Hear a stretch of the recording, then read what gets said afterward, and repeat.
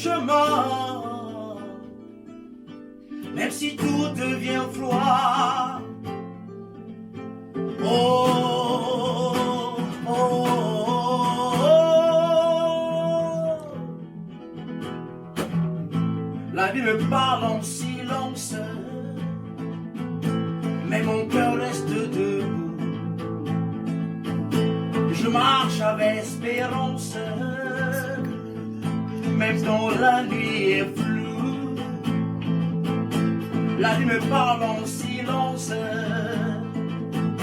mais mon cœur reste debout. Je marche avec espérance, même quand la nuit est floue.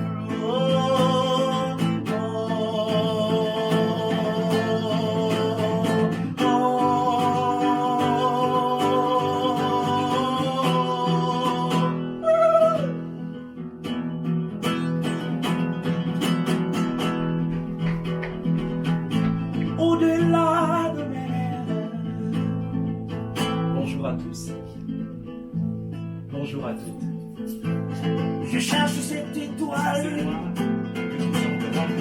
je poursuis ce chemin, même si tout devient froid. Oh, oh,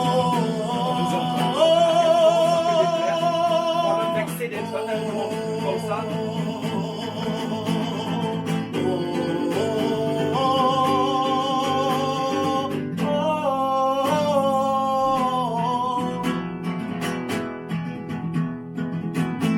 Au-delà de mes rêves, je cherche cette étoile, je poursuis ce chemin. Oh, oh, oh. Excusez-moi de vous interrompre dans votre causerie ou votre rêverie. Je sais, en vous interrompant, à quel point ça peut déplaire, voire même vexer d'être interrompu dans sa causerie ou dans sa rêverie. Vous êtes deux, comme vous et vous, en tête à tête depuis, vous ne savez plus combien de temps tentant de démêler une situation qui vous donne du fil à retordre. Et vous parvenez au moment décisif où la réponse de l'un à la question de l'autre remettra les pendules à l'heure ou fera tout voler en éclats. Voilà quand Kidam, comme moi, surgit, vous ne savez d'où, et vous ramène par son bonjour à la case départ. Ah, l'agacement. Il faut se ressaisir, comme vous et vous, pour ne pas cracher sur le fâcheux diseur de bonjour. Ou alors, vous êtes seul, comme toi, seul avec toi-même, malgré la présence de tes parents. Et tu profites du calme de l'après-midi de repos pour prendre le frais et te remettre les idées en place. Tu te fais un film dans lequel la personne que tu aimes, sans qu'elle t'aime en retour, est avec toi, à l'avant d'un bateau pour une croisière d'amour. Vous voguez en chantant sur les eaux calmes d'un beau temps. Et le charme du soleil couchant vous donne envie de vous bécoter et vous embrasser quand un Kidam, comme moi, par son bonjour, te ramène à la réalité de ta présence entre tes parents sur ce banc public. Et l'énervement. Il faut être courtois, comme toi, pour ne pas dire « fous le camp » au fâché 10 heures devant Dieu. Je dis ça pour vous dire à tous et à toutes que je sais à quel point ça peut déplaire ou vexer d'être interrompu comme ça, tout d'un coup, dans sa causerie ou dans sa rêverie. Et que je ne me serais jamais permis de le faire si cette interruption n'était pas des plus nécessaires. Non, merci. Je n'ai besoin ni d'une pièce, ni d'un ticket restaurant. Je n'ai besoin de rien d'autre que de votre indulgence et de votre attention parce que j'ai à vous dire.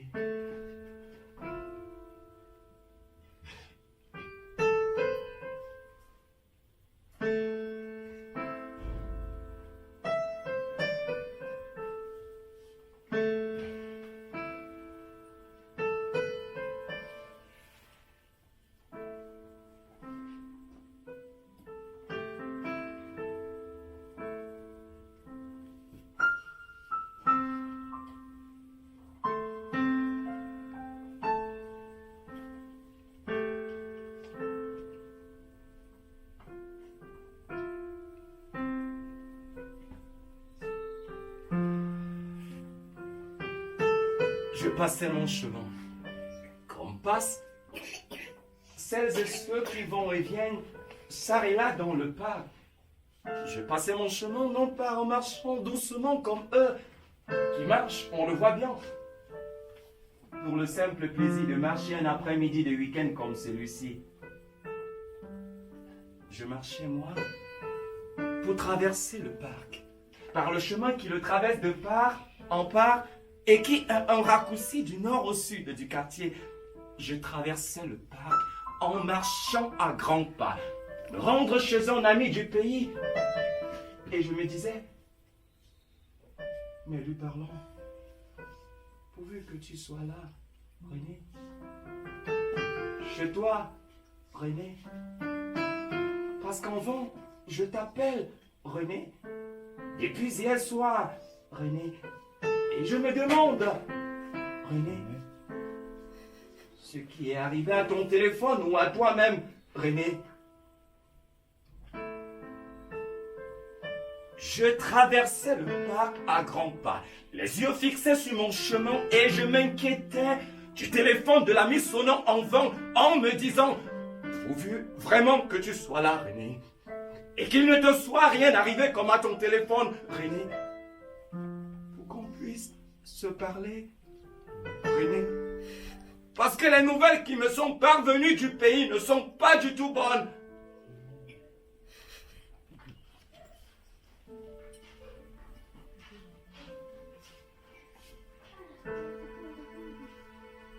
Je marchais sans regarder ni les passants sur le chemin, ni les assis sur les bancs, ni les couchés dans l'herbe. Et je me demandais, parlant à mon ami, avec qui puis-je parler du pays si ce n'est avec toi, René? Avec qui puis-je me soucier des problèmes du pays si ce n'est avec toi, René? Qui comprendra ma peine si ce n'est toi, René?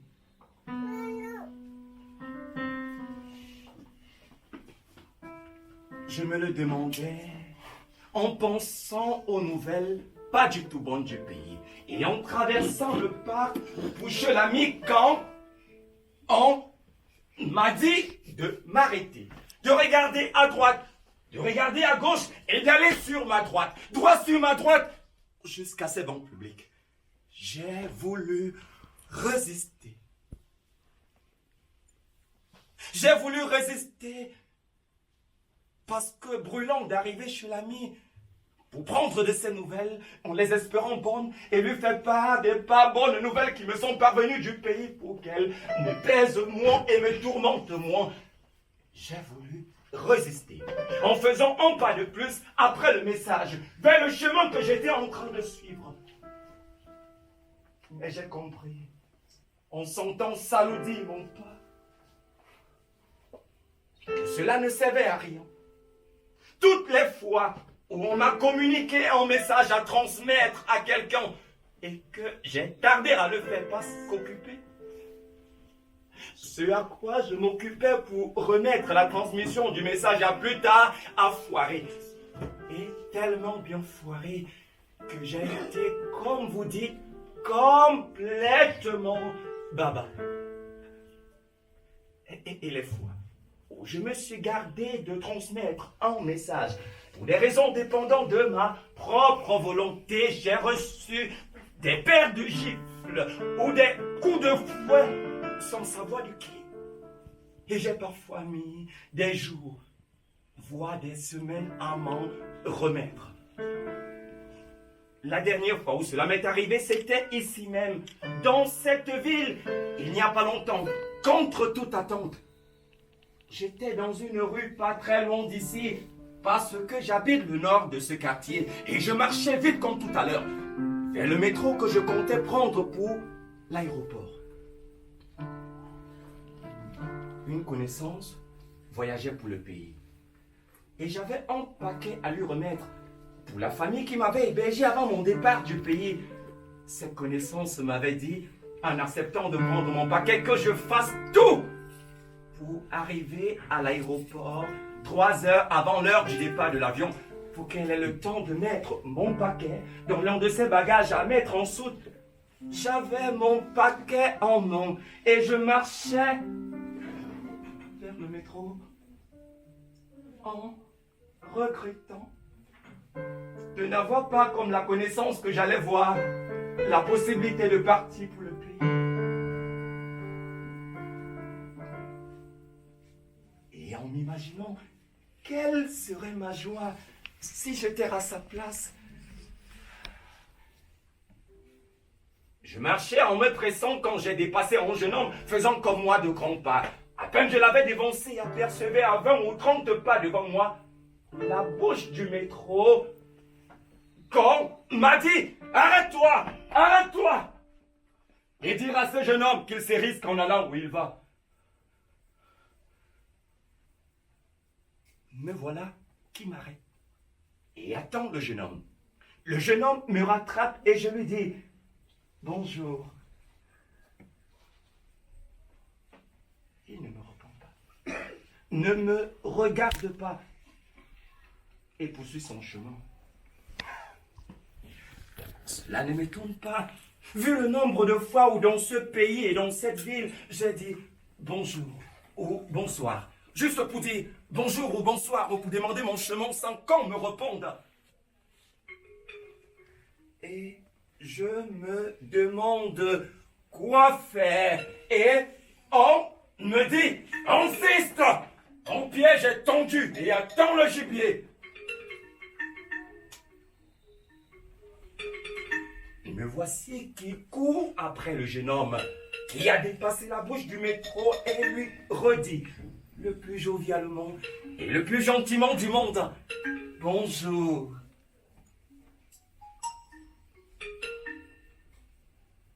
Mais le voilà qui poursuit son chemin sans un mot ni un geste, porté par son tourment, mais aussi par son affolement. Ça se voyait à sa démarche qu'il était tourmenté. Parce qu'il s'est mis à marquer des pas plus nombreux et plus grands, comme si je m'approchais de lui pour l'importuner, peut-être pour l'agresser. Et je me redemande quoi faire. Et on me redit, insiste encore, insiste. Le piège est tendu, le gibier s'en vient.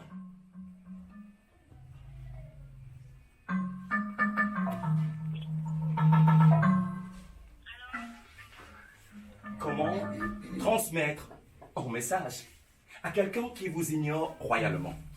Comment continuer à suivre dans la rue une personne qui hâte le pas à votre approche sans passer pour un harceleur? Je pense à la police, qui n'y verrait que dans mon histoire de messages urgents à transmettre au cas où le jeune homme crie au harcèlement ou à l'agression. Et je décide de repousser chemin. À peine j'ai fait un pas en arrière vers la bouche du métro. Je dis un pas, pas deux. Quand un étourdissement s'est emparé de moi, comme si on m'avait giflé, joue gauche, joue droite, joue gauche, joue droite, et ainsi de suite, au point que je ne voyais plus partout que des étoiles, et ne pouvais rien faire d'autre que m'affaisser et m'agripper. Autour de moi, tout circulaire et s'agitait. Les immeubles, les étoiles, les arbres, les étoiles, les passants, les étoiles, les poteaux, les étoiles. Et le vertige était tel que c'est à quatre pattes que j'ai quitté l'endroit où je m'étais agrippé pour ramper et m'asseoir à un coin du trottoir. Je saurais que j'y suis resté longtemps quand je recevrai l'appel de la connaissance me disant qu'elle m'a enfin attendu à l'enregistrement des bagages et vient de prendre place sur le point de s'envoler pour le pays. Mais le paquet, je l'avais dans les mains et maudissais mon étourdissement sans savoir à qui en vouloir.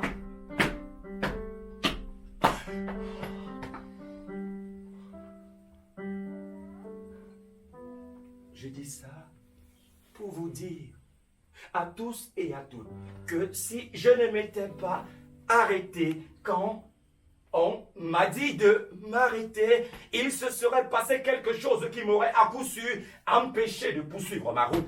Autant m'acquitter de mon devoir, si tant est qu'on puisse appeler ça un devoir. Me suis-je dit en avançant vers vous, autant m'acquitter de mon devoir, même s'il ne me sera pas facile d'y parvenir. Connaissant la défiance d'y parvenir. Parce qu'en ne le faisant pas, quelque chose m'empêchera, c'est sûr, d'arriver chez René.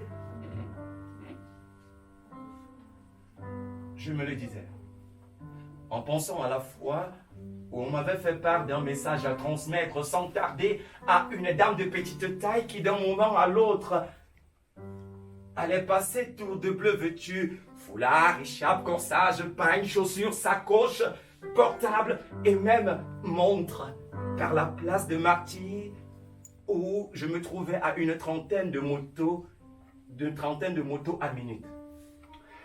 J'étais dans une file depuis plus de 2 heures et attendais mon tour pour le paiement d'une facture d'électricité. Comme je ne voulais pas pourrir le risque de voir la maison qui m'hébergeait plonger dans le noir et entendre les enfants de la maison tempêter pour la télévision qu'ils ne verraient pas et les jeux vidéo qu'ils ne joueraient pas. Je suis resté sagement dans la file malgré l'urgence du message à transmettre. Et quand mon tour est arrivé de passer à la caisse, une brusque et longue coupure d'électricité que ne s'expliquait pas, les agents de la société d'électricité a éteint les machines jusqu'à l'heure de la fermeture de l'agence et mis fin au paiement. Je suis arrivé à la place des Martyrs quand la petite dame en bleu avait depuis 1 heure et quelques, comme m'avait renseigné un vendeur d'un peu de tout à qui elle avait en passant acheté un paquet de Kleenex et 4 chewing-gums, pris le chemin qui s'avérait être, comme on me l'a dit, celui de son malheur. Et ce que ça m'a coûté de bastonnades invisibles, puis de nuit d'insomnie. Ne lui avoir pas épargné ses malheurs, vous ne pouvez pas vous l'imaginer. Je suis donc venu vers vous tous et toutes. Excusez-moi une fois de plus pour le dérangement. Je suis donc venu vers vous, non pas pour demander une petite pièce ou un ticket restaurant, mais pour vous dire ce qu'on m'a dit de dire. Je vous vois, c'est normal. Ouvrez de grands yeux en vous demandant, mais c'est qui, c'est on dont il n'arrête pas de parler. Je ne peux hélas pas éclairer vos lanternes, parce que je n'en sais pas plus que vous sur cette voix dont je suis l'oreille et la bouche. Tout ce que je sais, c'est qu'un jour de mon enfance, vers ma 10e année, j'avais séché comme souvent les cours pour errer dans les hauts lieux et les montagnes de mon village. je m'étais retrouvé au village, moi, qui suis né et ai grandi en ville, après qu'on m'avait exclu pour utilisation du téléphone portable pour diffuser des contenus illicites de l'école, qui m'avait accueilli après mon exclusion de ma première école pour perturbation grave des activités scolaires. Ma mère, n'en pouvant plus de bavader et crier et punir, m'avait renvoyé chez mon père pour ne pas courir le risque d'avoir, comme elle avait dit, de l'attention et Dieu sait quoi encore. Et mon père, n'en pouvant plus de punir et gronder et frapper, m'avait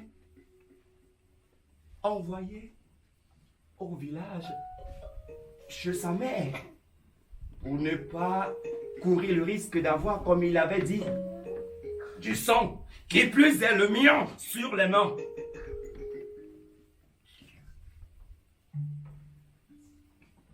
J'étais descendu de la montagne où j'avais passé la matinée à regarder les rapaces tournoyer dans le ciel et en attendant que la cloche sonne au collège à la fin des cours, je m'occupais à attraper sur les herbes et les arbustes en bordure de route les criquets et les sauterelles pour leur arracher les ailes, les pattes et les antennes. J'en comptais déjà 20 dans ma petite gibecière, 17 criquets et 3 sauterelles, plus larves qu'insectes, et je me réjouissais de les voir grouiller dans mon sac. Petite chenille dans mon sac à bestioles. Yeah, mama, yeah, yeah, yeah. Oh, yeah, mama, yeah.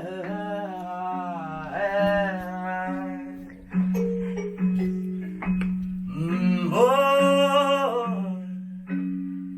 yeah, mama, yeah.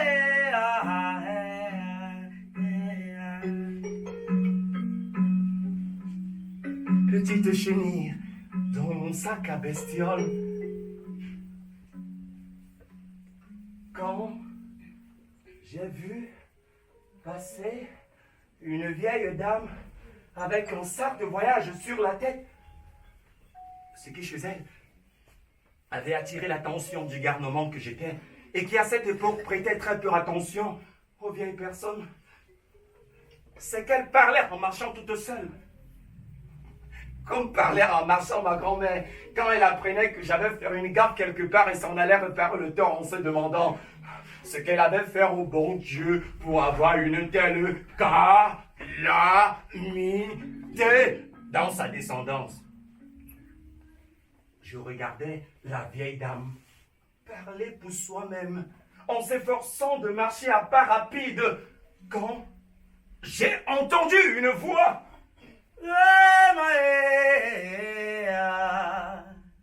Une voix. Oh, Oui, une voix qui me semblait très lointaine et très proche.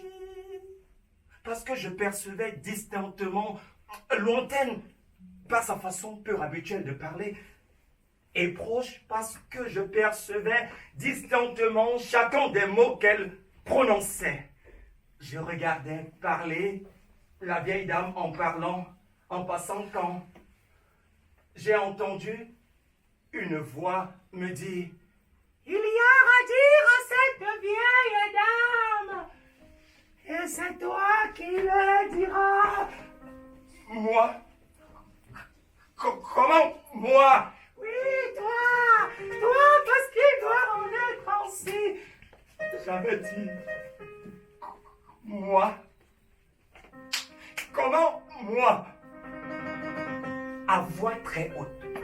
Je le sentais et me demandais ce qu'on penserait de moi si on me voyait parler si fort à personne. Quand la voix s'est mise à dire « Ça n'apportera rien de poursuivre la route.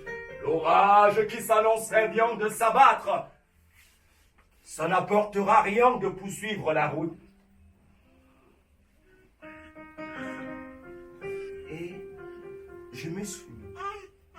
Moi qui en ce temps-là disais plus souvent non que oui, à suivre la vieille dame en m'écriant « Grand-mère! Grand-mère !» Oui, notre enfant.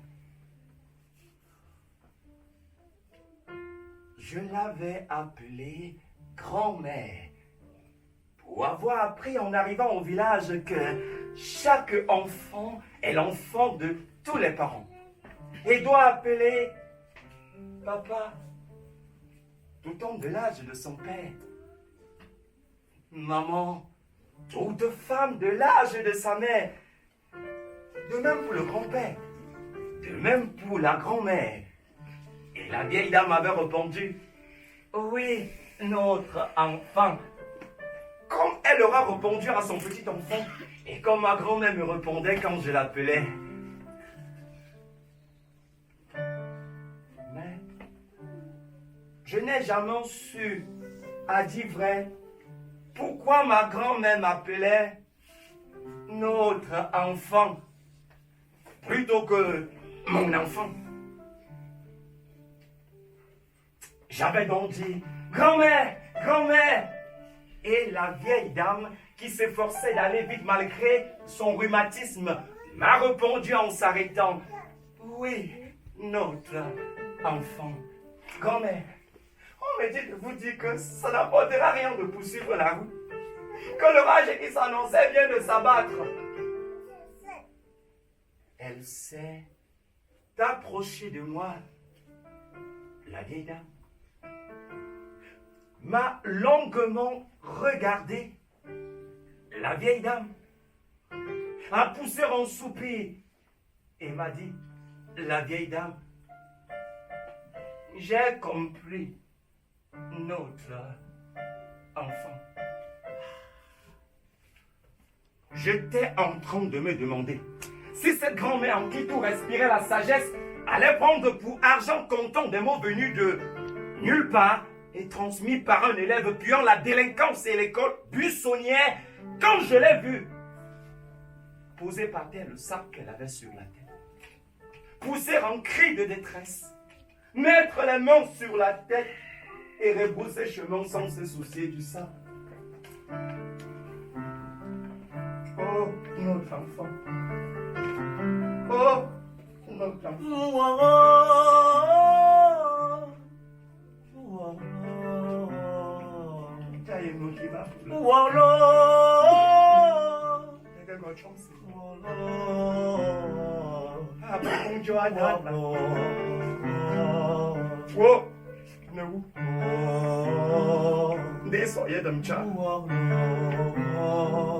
Oh, notre enfant. Oh, notre enfant. Pleurait-elle en s'en allant malheureuse. Et j'ai porté son sac. Moi qui, jusque-là, ne portais le panier ou la corbeille de ma grand-mère que contre les récompenses ou promesses de récompense pour suivre ses pas.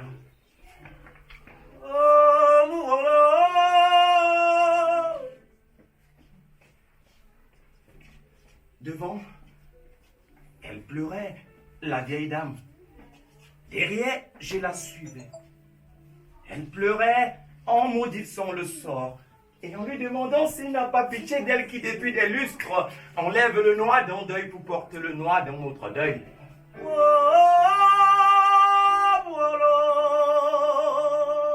C'est alors que les femmes qui l'entendaient dans les champs hurler « Notre enfant! Oh, notre enfant !» abandonnaient qui le sillon qu'elle sarclait, qui les bions qu'elle labourait, qui les herbes qu'elle arrachait, qui les bananiers qu'elle élaguait, pour se mettre à sa suite et pleurer avec elle. J'étais derrière la file de femmes répondant « Oh, la mort !» à chaque « Oh, notre enfant !» de la vieille dame, et me demandait d'où venait et d'où parlait cette voix. Et si je l'avais mal entendu? Et si elle s'était trompée? J'étais en train de me poser ces questions sans réponse quand j'ai vu arriver au loin, au détour du chemin serpentant devant nous, une jeune fille qui courait en pleurant. Elle s'est arrêtée devant la vieille dame et lui a dit essoufflée: grand-mère, je courais pour te rattraper avant que tu n'atteignes le grand carrefour et prennes une voiture pour la ville. Papa m'a appelé tout en pleurs tout à l'heure pour me dire que maman n'a pas survécu à l'opération. Oh, notre enfant. Oh, la mort. Comment tu as su alors que tu n'as pas de téléphone? Comment as-tu su la nouvelle alors que papa ne l'a dit qu'à moi et m'a chargé d'en informer le reste de la famille?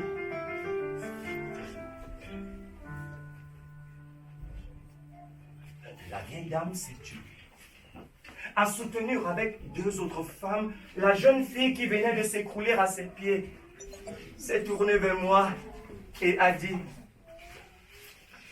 je tiens la nouvelle de cet envoyé de Dieu.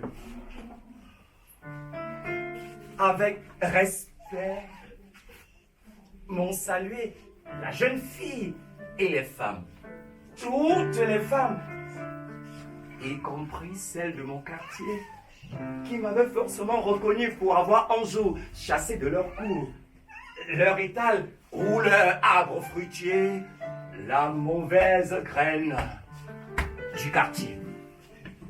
La jeune fille a récupéré le sac que j'avais sur la tête et m'a dit: grand merci.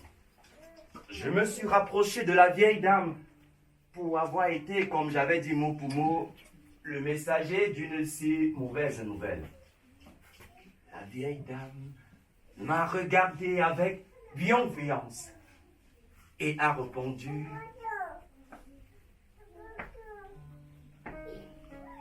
sans ta comme et ne bois pas.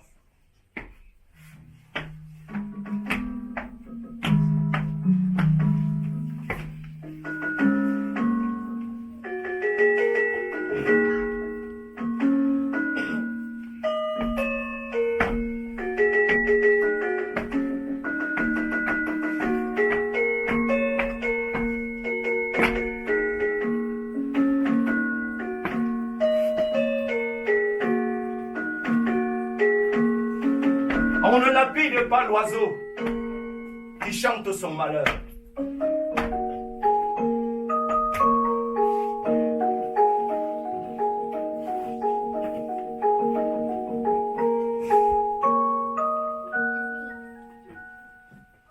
Et l'une des femmes m'a dit, comme pour clarifier son propos qui m'avait laissé perplexe: en n'as-tu pas le messager? Et la vieille dame a ajouté, en posant ses 2 mains sur mes épaules, qu'elle m'était reconnaissante de lui avoir épargné un long et inutile voyage pour la ville qu'elle ne voit pas d'un bon œil. Puis, elle a pris congé de moi en m'appelant l'élu. Et en souhaitant qu'Aïssa finance ce qu'on pourrait traduire par ma claire audience et ma clairvoyance. Car a-t-elle dit pour conclure, l'une ne vient pas sans l'autre. Et l'une et l'autre sont nécessaires pour éclairer le chemin des personnes sans personne. Je me demandais ce que sont la clairaudience et la clairvoyance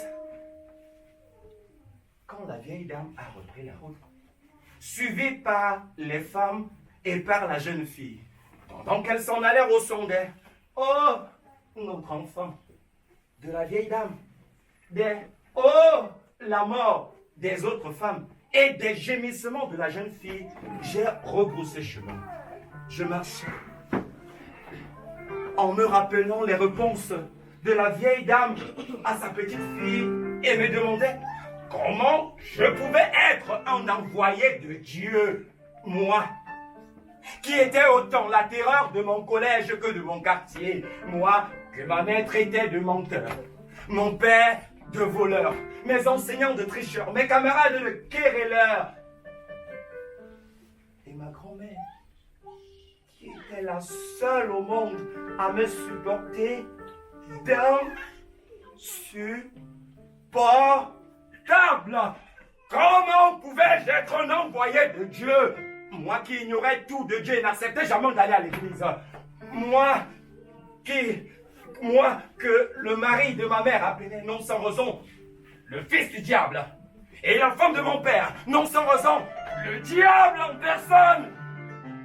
Moi qui avais tellement causé du tort à ma grand-mère qu'elle avait fini par se dire, elle, qui était la bienveillance et la patience en personne, quand j'étais sa pas de croix sur cette terre où chaque personne a, comme elle en était convaincue, une croix et pas des moindres à porter.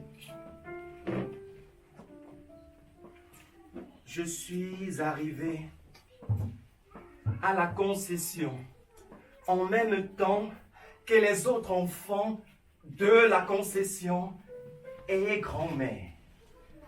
Attiré en mimant de ses mains et de sa bouche un coup de fusil au-dessus de ma tête.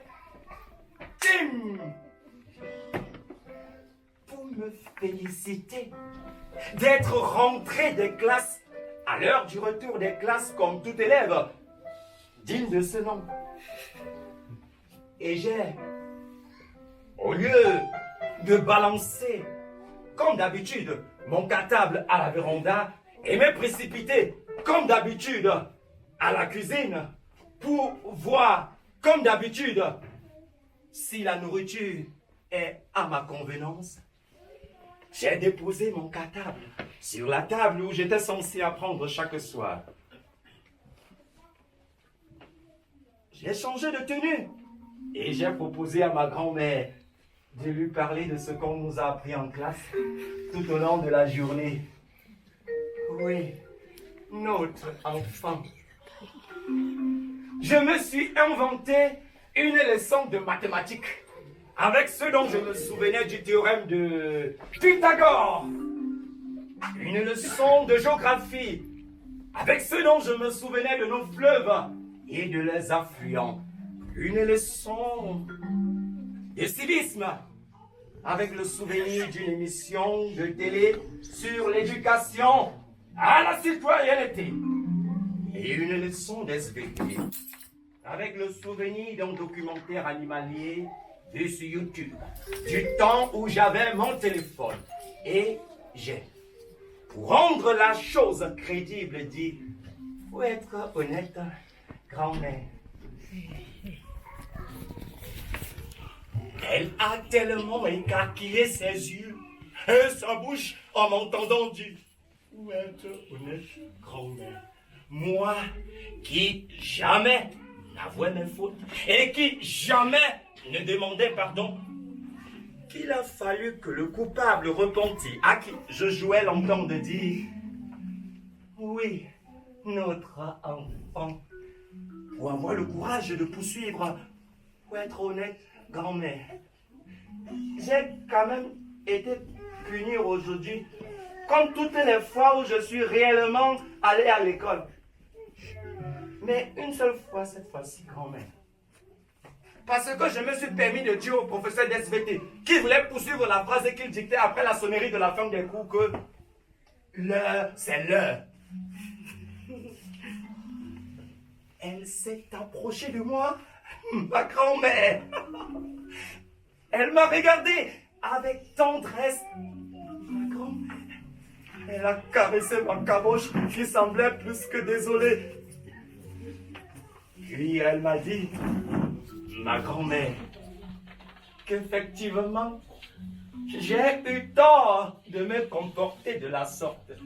Mais elle m'a serré dans ses bras pour me féliciter d'avoir reconnu mon tort. Qui sait se repentir saura être sage, notre enfant.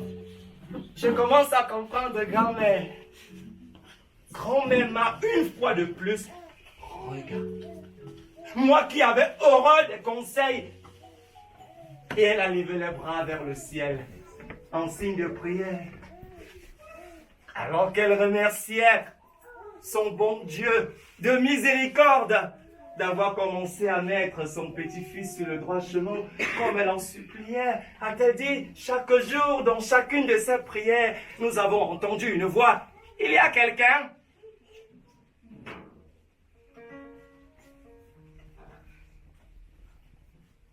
C'était la jeune fille de tout à l'heure qui m'apportait un régime de bananes mûres donné par sa grand-mère pour dire une fois de plus merci pour le message.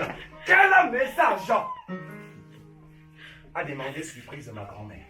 Et le récit de la jeune fille sur ma rencontre avec sa grand-mère lui a fait comprendre que ma prétendue journée de classe et ma soi-disant punition n'étaient que pure affabulation. Que la dureté de son regard sur moi traitait de diabo. C'est écrié ma grand-mère. Comme elle s'écriait à chaque fois que j'étais pris la main dans le sac du mensonge. Wow! Quel diable! Quel démon habite notre enfant!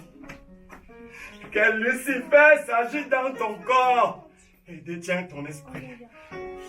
Tu peux mentir sur un village et on l'incendie avec ses habitants.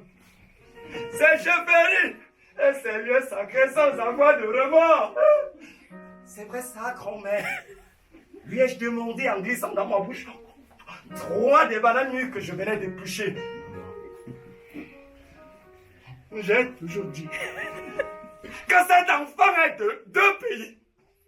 Mais personne ne me croit. Il n'y a qu'un enfant de 2 pays. Pour dévorer tant de doigts de banane en si peu de temps. Moi de 2 pays, grand-mère. Celui-ci est lequel? À moins que tu ne sois un chimpanzé. À peine, la jeune fille qui t'a apporté le régime a tourné le dos.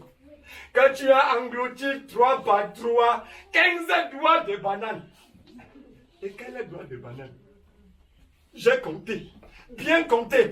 Et il nous faut aller tout de suite sur le grand devant pour éloigner de toi le démon qui a mangé ces bananes. Le diable qui en toi s'est mis à parler. Mais grand-mère!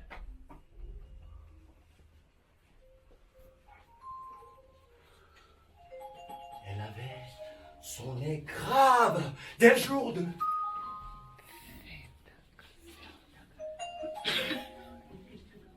Je n'ai pas attendu qu'elle prenne son pilon pour déposer en m'éloignant la main de banane que j'avais arrachée, m'apprêtait à éplucher. En repoussant le gang devant.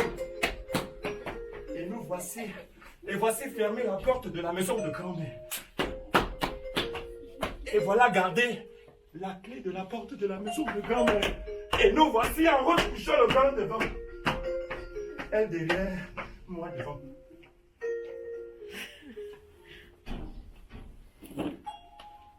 Sans doute, s'était-elle souvenue ma grand-mère, en me passant devant un pic d'index sur la nuque, des jours où la suivant pour aller reparer en tort ou implorer un pardon, je lui avais faussé compagnie et m'en étais allé en courant, l'obligeant à me poursuivre sur les pistes rocailleuses du village, sur les chemins poussiéreux et dans les champs broussailleux. Devant, je marchais en redoutant le bâton que grand-mère avait ramassé en quittant la concession et agitait comme son pilon des jours de trop, c'est trop. Derrière, grand-mère me suivait en parlant à mais la terre, à vers le ciel. Offrez les arbres et haussez les pierres alentour. Que le devant m'éclaire. Ouvrez ses yeux, qu'il m'éclaire. L'entendais-je dire sans oser me retourner. Une voix ne peut pas du jour au lendemain se mettre à parler à un enfant et à lui dire des choses de son âge s'il n'est pas possédé. Possédé par qui, grand-mère? Je m'étais retourné malgré ma peur, mais était tellement plongé dans son imploration. Ça ne peut qu'être une voix ténébreuse. L'ai-je entendu poursuivre? On ne peut pas être si malveillant envers ses camarades, méprisant envers ses enseignants, désobéissant envers ses parents, et être un envoyé de Dieu qui est bonté. Qu'est-ce que tu dis, grand-mère? Avance! Ça ne peut qu'être une voix maléfique. J'ai entendu poursuivre. On ne peut pas être si malveillant. On ne peut pas tricher comme un vendeur de remèdes. Voler comme un raton laveur. Mentir comme un détourneur de fonds. Et être un envoyé de Dieu qui est vérité. Grand-mère, c'est ce que tu penses de moi? Avance! Ce n'est qu'une voix diabolique. L'ai-je entendu poursuivre? On ne peut pas traiter ses frères de demi-frères, ses sœurs de demi-sœurs, sa mère de mère marâtre, son père de père fouettard, sa grand-mère de vieille qui? Et être un envoyé de Dieu qui est amour. Grand-mère, c'est ce que... Avance, ballon. Non, non. J'avais bien dit à mon fils que je n'avais rien contre sa fiancée quand il m'avait dit avoir une fiancée de là où il achevait ses études, mais que je préférais qu'il épouse une fille d'ici. Il m'avait dit, mon fils, que l'amour n'a pas de frontières. Les fiançailles ont fini par se rompre, Dieu merci. Mais l'amour sans frontières a introduit dans ma famille une épine qui salira, c'est sûr, le nom de mon mari.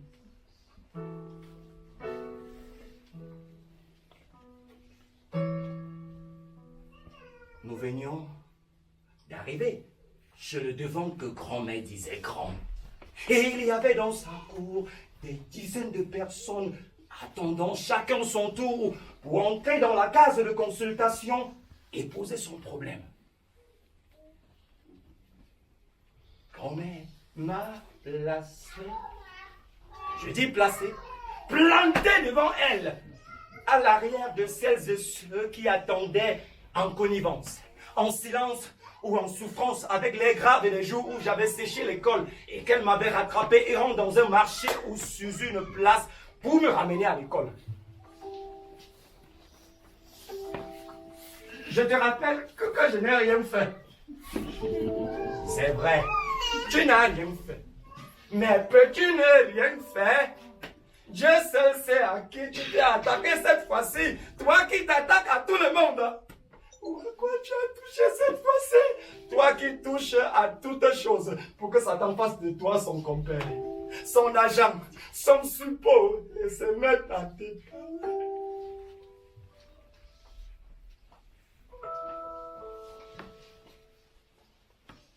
Devant nous, une famille s'impatientait par grognement et grommellement. Bien que reconnaissant que le cas d'exorcisme auquel le devant s'affairait à l'antérieur était des plus délicats et des plus compliqués. On parlait d'une jeune fille qui, soudain, s'était mise à hurler comme une chienne enragée et à mordre tout ce qui, bougeant ou pas, se trouvait à sa portée. Les personnes, les animaux, les plantes et les choses.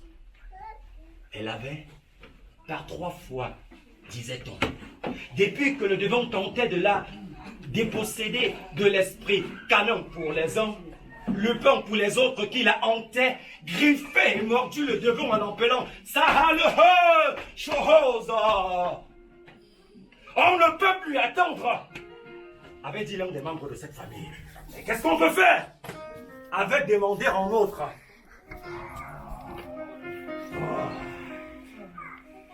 il est certain, le vieux a consacré les derniers jours de sa vie à l'écriture et à la réécriture de son testament. Des photos et même une vidéo l'attestent. Mais personne n'a su lire sur ses lèvres ce qu'il s'efforçait de dire au moment de partir. Et depuis son départ, ni un notaire, ni un ami, ni un voisin n'a dit « Voici le testament de feu votre père ». Nous avons fouillé et refouillé la maison du vieux, tous les coins et les recoins, mais nous n'avons rien trouvé. Nous avons passé ses affaires, toutes ses affaires, au peigne fin. Mais nous n'avons rien trouvé. Comment savoir quelles étaient les dernières volontés du vieux? Comment savoir à qui revient quoi de ce qu'il a laissé? On sentait à la façon de se regarder que les membres de cette famille allaient s'étriper, s'entretuer pour les biens de leur père, et que seul le testament écrit de sa main pouvait le calmer les esprits et leur permettre de l'enterrer d'une même bouche. Qu'est-ce qu'on peut faire? Seul un devant peut trouver où se trouve le testament, et nous sommes chez le plus grand. À peine j'ai entendu seul un devant que la voix qui la veille m'avait transmis un message pour la vieille dame en noir, m'a transmis un message pour celles et ceux grognons et grommelons devant moi. On me dit de vous dire que dans une grande cour, il y a un grand manguier. En bas du grand manguier, il y a un tas de pierres. Et dans le tas, et en bas du tas de pierres, il y a un sac plastique. Dans le sac plastique, il y a des paroles de papier de celui qui planta le manguier. C'est vrai ça. J'ai dit tout ce qu'on m'a dit de dire. Et les voilà. Les grognons et les grommeleurs qui s'en vont. Tous et toutes en courant. Et voilà ma grand-mère qui me regarde d'une mine de... Que c'est quoi ça? Et voilà celles et ceux du voisinage qui me fixent d'un œil tellement interrogateur que les pointes d'interrogation semblent sortir de leurs yeux pour clignoter au-dessus de la tête.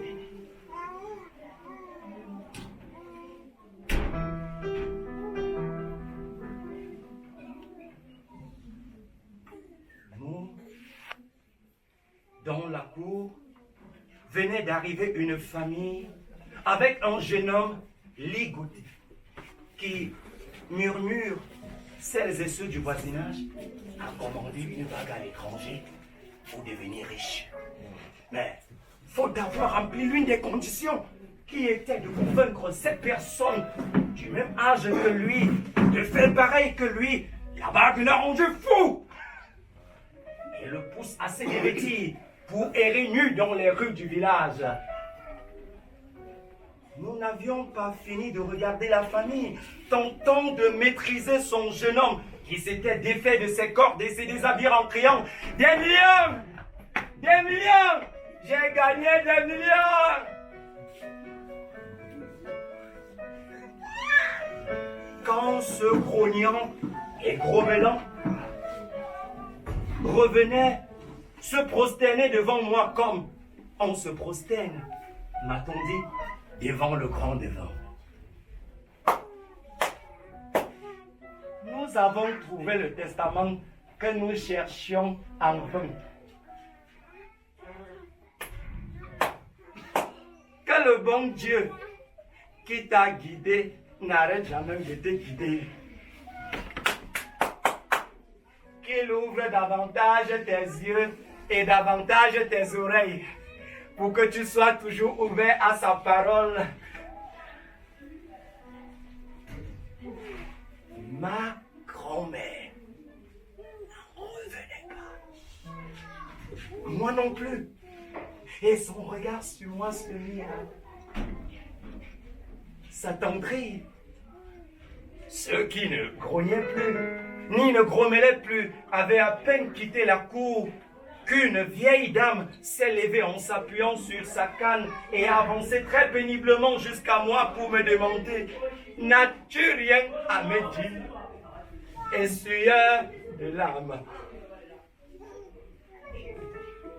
Je me demandais quoi lui répondre quand la voix m'a parlé. Oh, oh, oh, oh, oh, oh, oh, oh, oh, oh, appelez, appelez, appelez la petite fille par le nom qui aurait dû être le sien. Oh, oh, oh, oh, oh, oh, oh, oh, oh, oh. C'est-à-dire le nom qu'on donne ici à une enfant sortie par les pieds. Oh, oh, oh, oh, oh, oh, oh, oh, oh. Lui rendra son honneur et la petite fille se mettra à marcher. Oh, oh, oh, oh. Comment a-t-il su, grand-mère, que nous sommes ici parce que l'enfant ne marche toujours pas? Comment a-t-il deviné que l'enfant, vêtue comme elle est, rasée comme elle est une fille? Avait demandé la jeune femme qui avait suivi la vieille dame avec un enfant dans les bras. Satan, l'envoyé de Dieu, lui a répondu la vieille dame en s'empressant de masser mes bras et mes jambes en guise de remerciement, de crachoter sur ma poitrine en signe de bénédiction. Puis, elle a pris des deux mains l'enfant rabougri et assoupi que portait la jeune fille pour la soulever et lui dit: Mathieu, tu as toujours été Mathieu. Et à partir de cet instant, nous t'appellerons Mathieu. Matchme, over matchme, over matchme. Comme je fais matchme, comme je fais matchme, over matchme.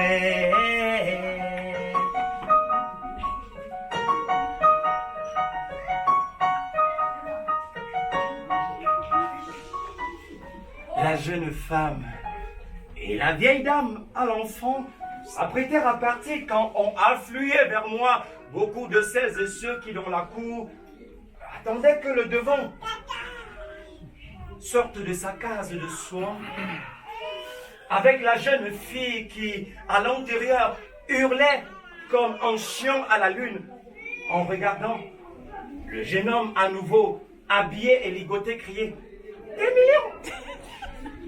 Des millions! J'ai gagné des millions! » Et moi, défenseur de la veuve et de l'orphelin, c'était une voix de femme qui parlait en tremblant. J'ai regardé ma grand-mère, comme pour dire: je fais comment? Elle, ma grand-mère, m'a regardé avec la satisfaction de voir son inutile des jours de quand c'est trop, c'est laid, utile à quelque chose. Et j'ai lu dans ses yeux: fais ce que tu dois faire. Je me suis tourné sur la femme et la voix m'a parlé. On me dit de te dire qu'il n'y a plus rien à faire, qu'il est.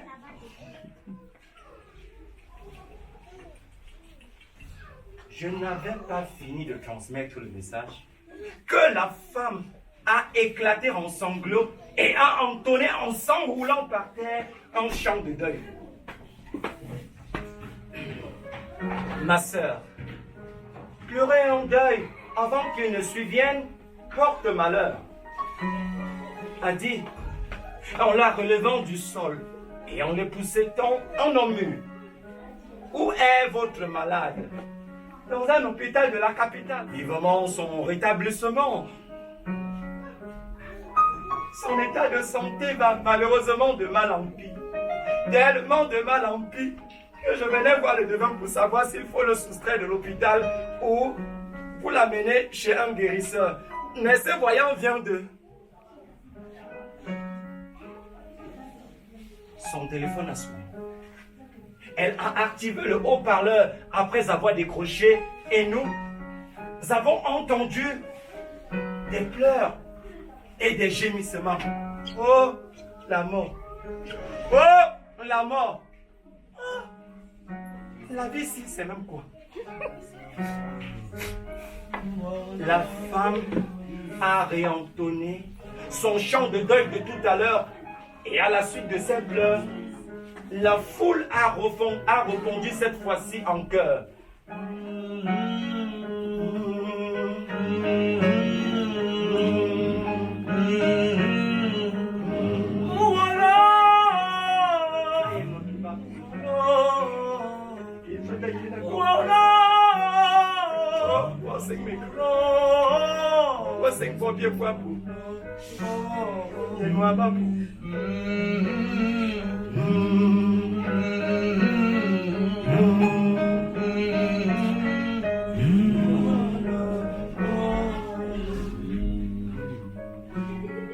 J'ai vu reculer peu à peu de peur devant moi les personnes qui se bousculaient auprès de moi et vu sortir de sa case de soins le devant dont le visage suintait du sang, des crocs et des griffures.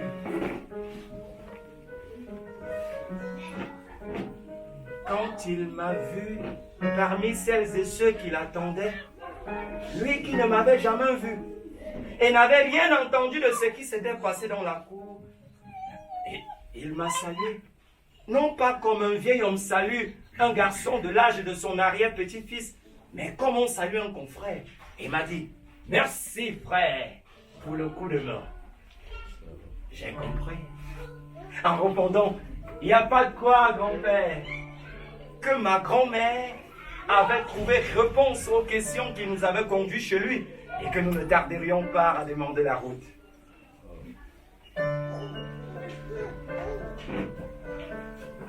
Sur le chemin de retour, grand-mère m'a tenu la main. Comme je voyais en ville et au village, les parents tenir la main des enfants dont ils étaient fiers. Et nous avons marché. Marché en silence. Une fois dans la concession, grand-mère s'est arrêtée, m'a regardé et m'a, pour la première fois, appelé mon mari. Elle qui appelait la petite fille de la voisine grande sœur pour avoir le même nom que sa défunte grande sœur. Je t'appelle mon mari parce que tu portes le nom de mon mari. Qu'il repose en paix. Et je m'en vais te parler avec tout l'amour et tout le respect que je lui dois. D'accord, grand-mère. J'ai dit, plutôt que d'accord, ma femme, que j'avais pensé répondre pour jouer au même jeu qu'elle, ma bouche d'habitude insolente et taquine ayant refusé de l'appeler ma femme. Voici que la vie m'a choisi pour être parmi ceux qui la rendent plus vivable. Ce n'est pas un cadeau, mais un fardeau qu'il va falloir porter de bon cœur en t'aidant Des valeurs que malheureusement tu t'amuses à fouler aux pieds depuis qu'on t'a privé du téléphone pour te couper du virtuel dans lequel tu te perdais. Une voix te parle, c'est certain. Une bonne voix, sans aucun doute. Seul un canal sans souillure peut transmettre sans souillure un message sans souillure. J'avais les yeux fixés sur ma grand-mère. J'étais quelqu'un d'autre à ses yeux, quelqu'un de grand malgré ma petitesse, quelqu'un d'aimable malgré mes méchancetés. T'imagines-tu la quantité de larmes que tu empêcheras ou que tu essuieras? Je me l'imagine, grand-mère. Le grand devin doit sa puissance à son intégrité.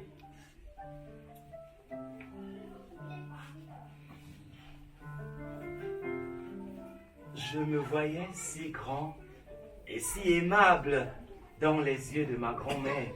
Et je me fis le vœu de devenir dans sa cour où tous les deux nous étions debout près de l'arbre sacré, quelqu'un de grand et d'aimable.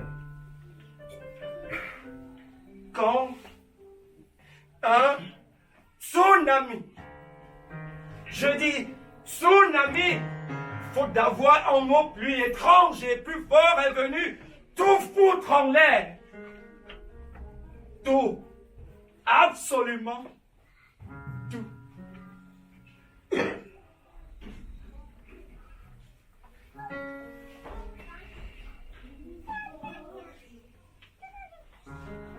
Sans vraiment être malade. Ma grand-mère s'est couchée un soir après le souper. Les contes et les devinettes, et ne s'est pas réveillée le lendemain. J'ai d'abord cru que c'était une blague, une plaisanterie de mauvais goût. Mais la vérité était là, devant moi, implacable. Grand-mère sans vie dans son lit. J'ai crié. J'ai hurlé. J'ai demandé pourquoi. Mais zéro réponse. La voix qui parfois me réveillait à minuit pour aller à l'autre bout du village, avertit je ne sais pas qui, ou lui prévenir d'un danger, lui montrer l'herbe qui le délivrera d'un mal, n'a pas cru bon de me répondre, comme elle n'avait pas cru bon de me prévenir de l'épouvantable catastrophe qui était le village pour moi sans ma grand-mère. Rien. Rien de rien. Et je l'ai senti mourir, ma grand-mère, pour la deuxième fois. Quand, après ses funérailles, mon père et sa femme ont parlé de m'amener dans un hôpital psychiatrique pour voir clair dans cette affaire de voix. Je l'ai senti mourir pour la troisième fois. Quand ma mère et son mari ont parlé de m'amener chez le pasteur qu'ils appellent prophète pour en finir avec cette affaire de voix. J'ai quitté le village en catastrophe pour ne plus sentir mourir ma grand-mère et le pays, et Dieu seul sait comment. Pour m'éloigner des miens, aux yeux de qui je n'étais plus qu'un problème, mais aussi pour échapper à la voix à qui j'en voulais, de se soucier des autres sans jamais se soucier de moi.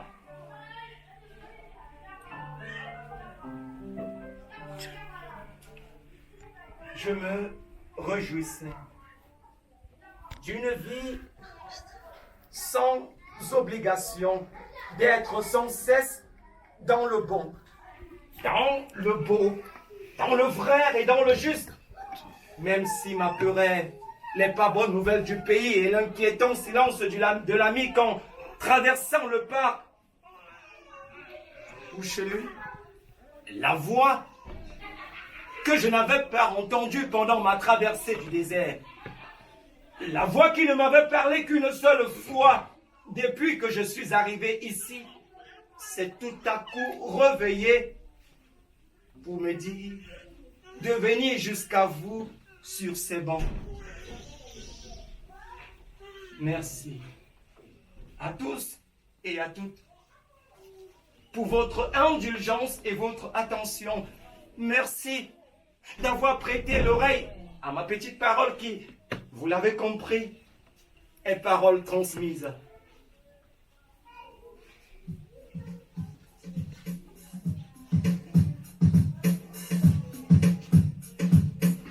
Elle me dit la voix.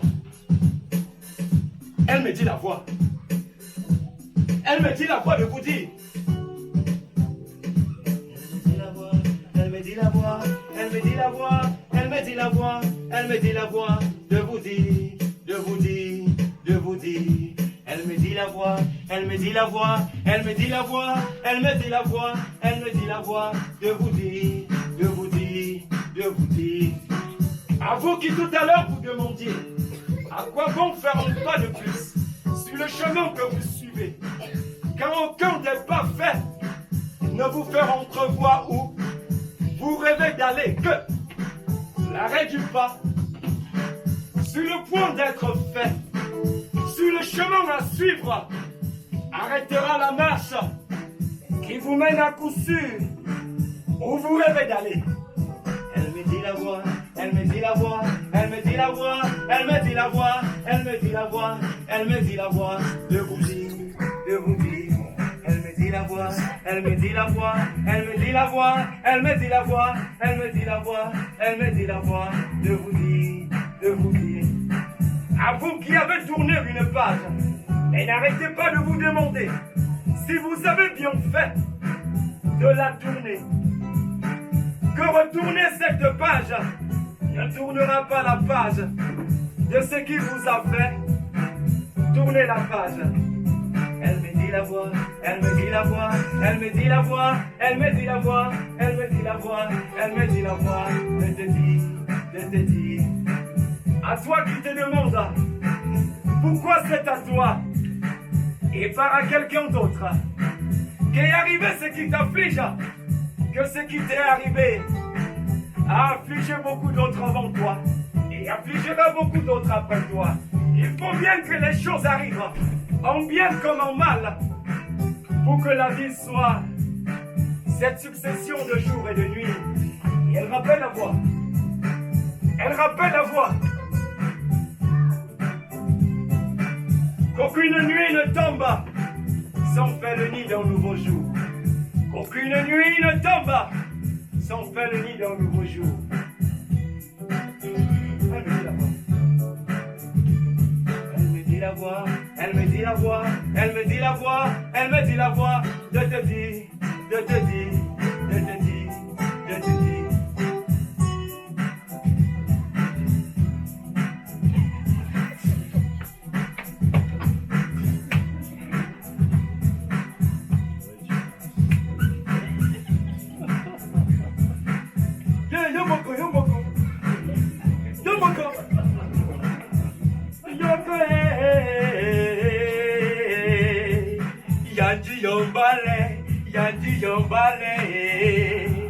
Mama liame, what's on papa, what's on papa, what's on papa, what's on papa, what's on papa,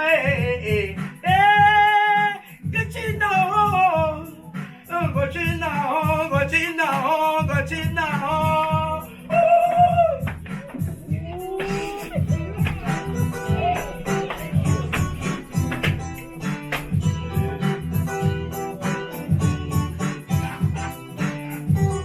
J'ai dit tout ce que j'avais à dire. voient et m'entendent. Ce qu'il y a, cher ami, il y a un triomphe.